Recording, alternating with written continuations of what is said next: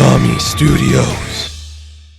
Empyre issue 5, it's here. We're nearing the end of this series.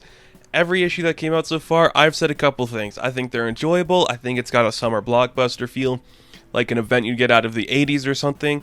This issue just kind of upset me. Not in like a way that I think it's bad.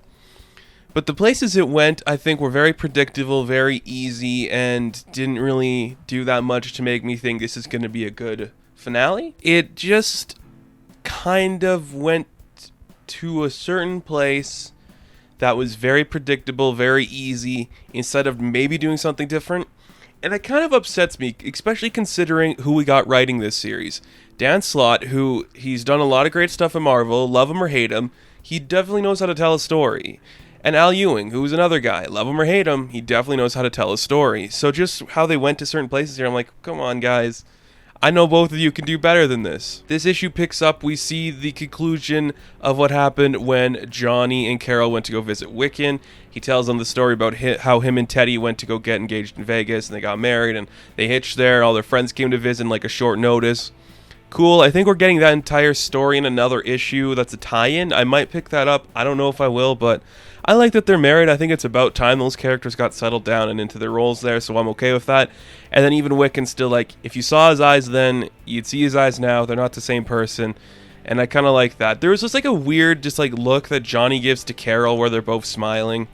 And I'm like, okay, I would buy that relationship. It's just like really, you don't really look at somebody's eyes when you're with them, Carol. And it's just like, those two I could definitely see. If you wanted to do something completely different with the character of Carol Danvers, pair her up with Johnny Storm. I think there's probably a good story in there somewhere. I'd watch that and I'd read that. So do something with that there. Then we kind of just get more references to everything else happening. You know, we get more of the stuff where She-Hulk's officially dead now. We know this. Immortal She-Hulk coming to you soon. And it's just kind of like the corpse is beating up Ben, and he's like bleeding and he's broken, and it's like, this is a Hulk who doesn't have to prove anything to you, so there's no holding back. You're gonna die, Benjamin Grimm. And he's like, no, I'm not.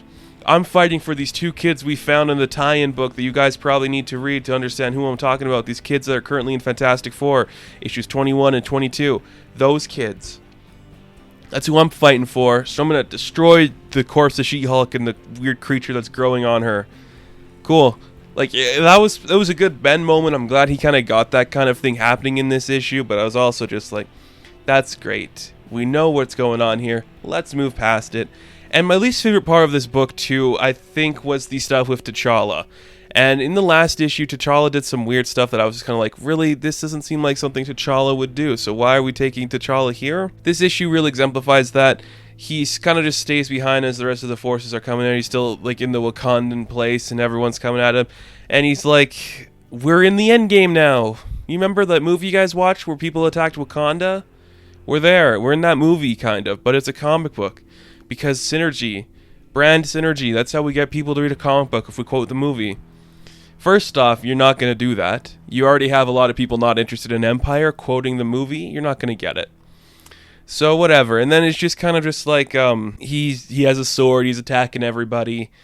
All the Katati are dying around, and they start swarming to him, and we're just showing him as this really badass character. But then it's just like, it's not that badass. I mean, I see what they're going for, like, oh, he's really cool. Look at him take down all these troops, but he gets taken down pretty easily. He does got some air support coming in to help back him up, so he's able to like flee and take them down one by one how he needs to. But it's still like, he's not doing that much badass stuff, so it is what it is, I guess. I mean, this book just really didn't interest me, man. I don't know. I feel bad because I want this finale to stick, and so far it's going in the direction like, really? Okay. Cliffhanger, or I guess it's not really a cliffhanger, but the next big part of this book is we have Carol and Johnny and Wiccan come back onto the ship where Hulkling is and where all of our troops are like, you can't be here, no humans allowed. And Wiccan's just like, I know, but you're not Hulkling. You're not the Teddy I married and the Teddy I loved. So he's not. It's a different person altogether. The Teddy we know and love, our Hulkling, was imprisoned on the ship.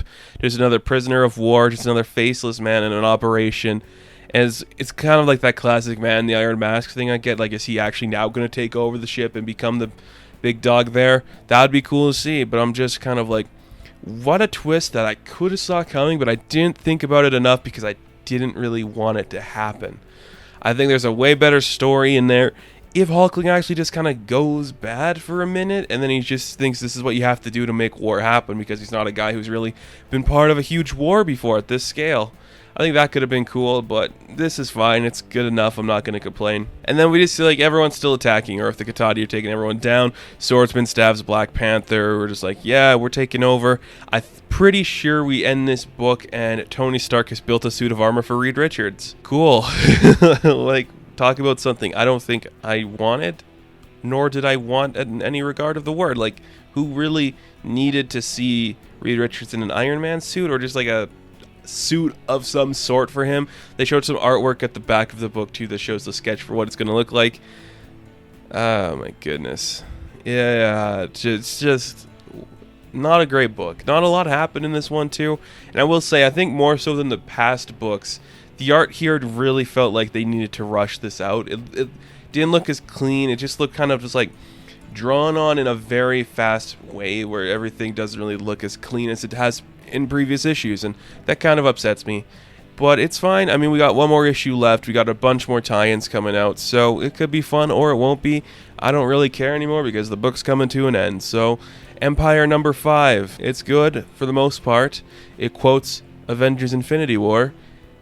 And, you know, Hulkling's not actually the king, so there you go. That's the book. That's pretty much the entirety of this book, so check it out if you guys want, and thank you guys so much for watching this review. Be sure to like and subscribe to the channel. As always, you can check me out on Instagram, Patreon, Twitter, all that good stuff, and I'll see you in the next one. Have fun, stay safe. Good luck.